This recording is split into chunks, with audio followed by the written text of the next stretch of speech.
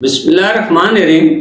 کسی پریشانی کے پیدا ہونے سے پہلے اس کے لیے پریشان ہونا دانش مندی نہیں، لیکن آج کل یہ بہت بڑی بیماری ہے کہ پریشانی کے آنے سے پہلے ہی لوگ پریشان رہتے ہیں۔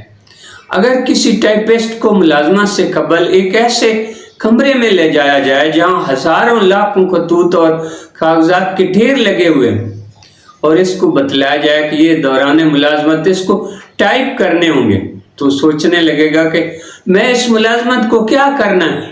وہ فوراً جواب دے گا جی میں باز آیا اس ملازمت سے، اور رائے فرار اختیار کرے گا۔ لیکن وہ جب ملازم ہو جاتا ہے اور تھوڑا تھوڑا کر کے یہ سب کام وہ بخوشی کر لیتا ہے۔ یہی صورتحال زندگی کی بھی ہے۔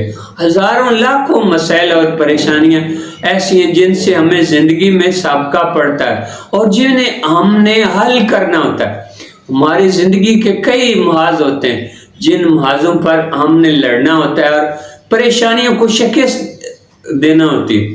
اگر ہمیں یہ تمام مشکلات اور پریشانیاں اکٹھی پڑی ہوئی کہیں نظر آ جائیں تو ہم یقیناً بدحواس ہو جائیں گے، اور ایسا ہی ہمارے ساتھ ہوتا ہے۔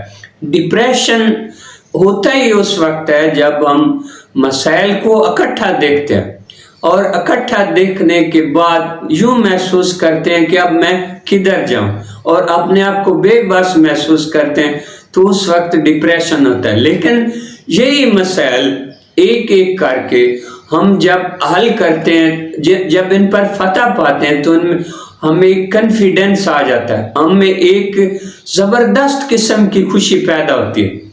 زندگی کو کبھی بھی ماضی اور حال کو اکٹھے نہیں دیکھنا چاہیے۔ جب ہم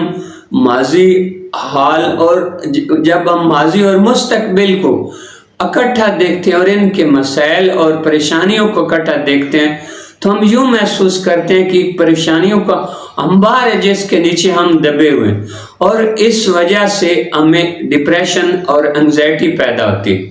زندگی لمحہ لمحہ جینے کا نام ہے۔